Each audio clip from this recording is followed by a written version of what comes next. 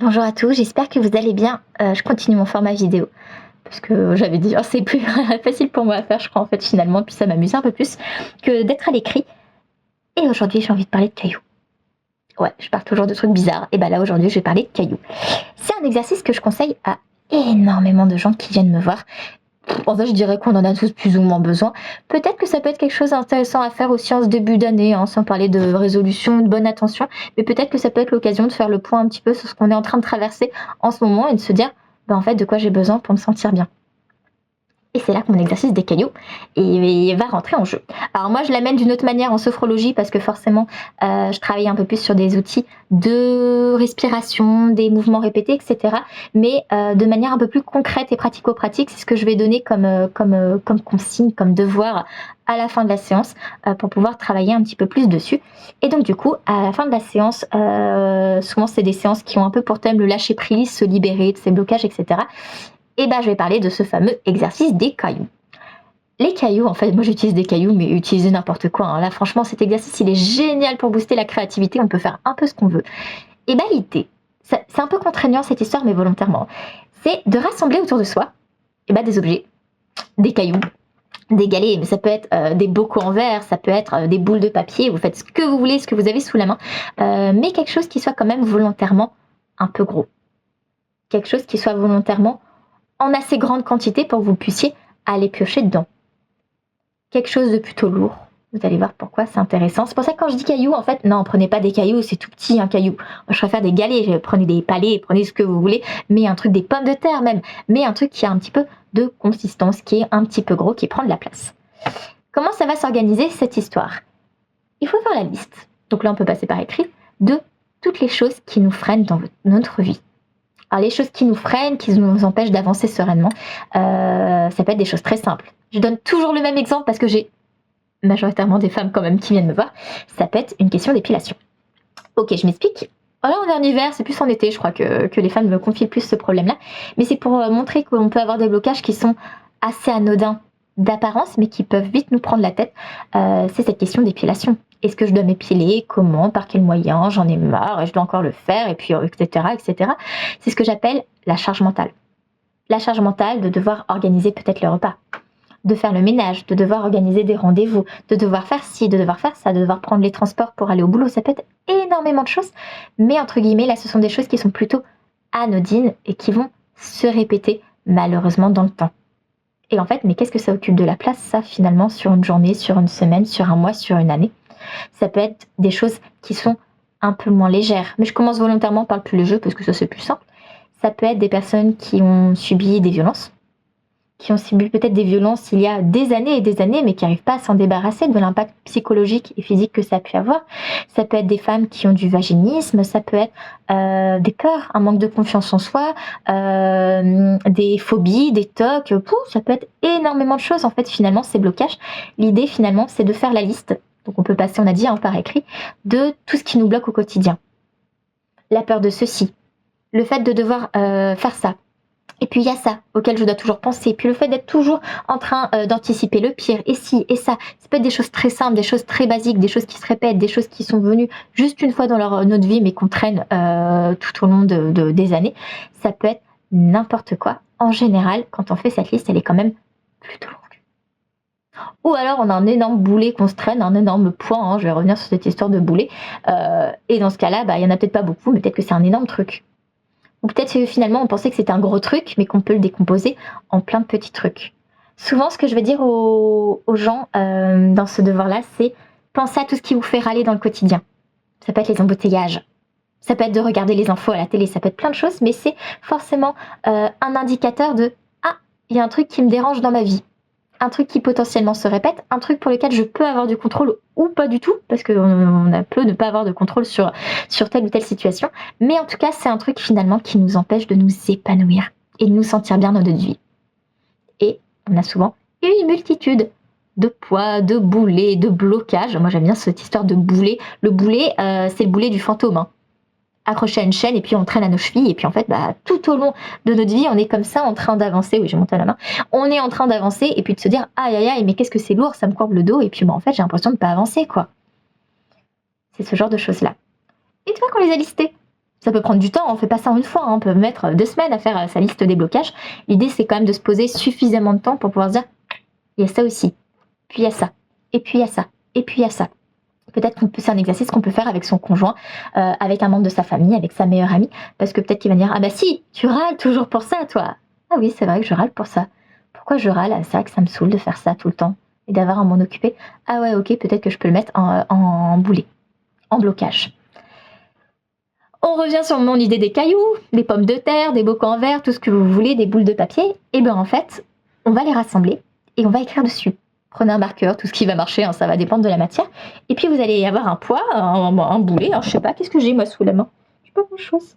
Je sais pas, on peut très bien s'imaginer qu'on les écrit sur les post-it, mais c'est trop petit, un post-it, c'est trop léger, etc. Mais on peut très bien imaginer qu'on en fait une boule, hein, si c'est du brouillon, parce que moi je suis un peu écolo. Et bah peut-être que je vais écrire sur ma boule de papier, épilation. Et puis j'ai marqué aussi transport. Puis j'ai marqué rendez-vous médicaux. Puis je vais penser aussi, je sais pas moi, à tel ou tel collègue, ou voilà, etc. Puis j'en fais une boule de papier. J'en fais, on a dit, on peut l'écrire sur un caillou, un bocal en verre, tout ce qu'on veut. Mais en tout cas, je le matérialise. Soit j'écris ce que c'est, soit je fais un symbole. Ce qui compte, c'est que nous, on puisse se dire, ah ouais, ça, ce truc-là, il symbolise ce blocage-là. On fait la liste, on les rassemble autour de nous. Et là, 2 manières de faire l'exercice. Moi, j'aime bien faire les 2. Vous faites selon un petit peu ce que vous préférez. C'est déjà de prendre conscience du poids que ça a dans notre vie. Clairement, le poids, c'est que si vous les portez, c'est pour ça que les boules de papier, c'est trop léger, ça marche pas très bien. Mais un truc un peu lourd, bah, vous allez vous dire, ah ouais, en fait, tous mes blocages accumulés, tout ce que je peux mettre comme ça, justement, bah, en fait, si je dois le porter dans un sac ou dans un sac à dos et que je me le trimballe tout au long de la journée, bah, en fait, j'ai mal au dos à la fin. C'est super lourd, cette histoire. C'est ce que je me traîne tous les jours de ma vie depuis peut-être pas mal d'années. Et oui, c'est normal que ça se courbe le dos, c'est normal d'avoir mal au dos quand on a autant de poids. Pour ceux qui sont sensibles du dos, n'allez pas vous faire mal au dos, hein, ce sera un peu con, mais c'est une manière de se dire, ah ouais, quand même, il y a du poids, quoi. Deuxième chose, c'est l'encombrement, c'est le poids mental, la place que ça va occuper dans l'esprit. Clairement, l'idée, et ça, plus on est maniaque et plus ça marche, cet exercice, j'adore, c'est de mettre tout ce qu'on a rassemblé, donc on a dit les bocaux de verre, les pommes de terre, les cailloux, tout ce que vous voulez, et ben on les met dans un coin de chez soi, et puis on le laisse pendant une demi-journée. Alors si on le met par terre, pendant une demi-journée, ou une journée, ou 2 jours, même si on en revient, ben on est obligé de l'enjamber, donc c'est chiant en fait, parce que ça prend de la place. Soit on le met dans son lit, donc en fait on n'a pas beaucoup de place pour dormir, on se dit ah ouais, ça prend de la place cette histoire. Soit on le met en plein dans la table à manger, ce que vous voulez, mais un truc entre guillemets qui fait que votre regard il se pose dessus, et puis vous vous dites il est chiant cet exercice, franchement. Moi, elle m'a demandé de faire ça, la sophrologue, mais ça prend de la place. Moi, j'aime bien que ça soit bien rangé, etc. Ça prend de la place, c'est chiant. Ok, plus c'est chiant, mieux c'est. Au bout d'une certaine durée, et ça c'est vous qui estimez combien de temps c'est nécessaire, et ben on s'en débarrasse. Et là, il y a moyen de faire un truc un peu rigolo. On s'en débarrasse, ok. Je sais pas, moi, si c'est des galets, on va peut-être les jeter dans une rivière. Et puis, on s'assure qu'il n'y a personne, pas trop de poissons, etc. Hein, ça, voilà. Mais on va peut-être essayer de s'en débarrasser avec un rituel. Peut-être que si c'est des boules de papier, pourquoi pas, et ben on va les mettre dans un feu de cheminée. Bon, on s'assure de la sécurité, blablabla, etc. Mais j'ai envie qu'on trouve un truc un peu rigolo à faire. Un truc qui permet une activité, peut-être même de le faire en famille, hein, j'ai dit ça peut être sympa, mais de se dire, en fait, on va aller s'en débarrasser de tous ces poids. Franchement, si j'étais pas aussi écolo, je dirais bien de mettre des bouteilles à la mer et puis de mettre les petits messages dedans, des avions en papier, bon, bref, pas trop. Mais en fait, faites ce qui vous plaît, faites ce qui vous parle. Faites un feu de joie, en mettant tous vos boulets, etc. Et puis vous dansez autour, ça peut être hyper rigolo, vous pouvez filmer, vous pouvez faire n'importe quoi qui vous plaît. Moi, mon idée des bocaux en verre, c'est une patiente qui m'avait donné ça, j'avais adoré l'idée, parce qu'elle n'avait pas de cailloux sous la main, du coup elle s'est dit, mais en fait je vais en profiter pour aller vider mon verre, les bocaux de verre là qui s'accumulent, les pots de sauce tomate, les bières, les trucs comme ça, pendant des semaines et des semaines.